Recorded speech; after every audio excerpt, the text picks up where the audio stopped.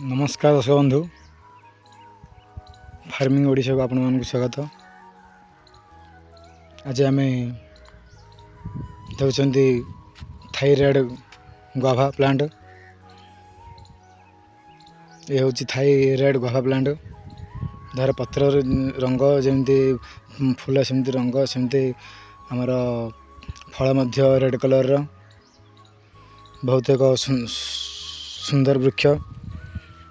तार फल मध्य सेमती सुंदर मु लगे गत वर्ष वर्तमान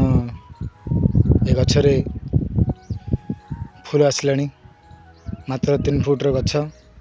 3 फुट्र गछरे वर्तमान फूल आसला आप देखु फूल अच्छे ये फूल आसला एमती सब जगह गोटे फूल फूल आसी सब डाल फूल आसी मुझको गत वर्ष रोपण करा ए वर्ष फूल सर आ किछि दिन पर कसी मजा आसी यही देखु गछरे फूल आसला गछटी जमी देखा अति सौंदर्यमय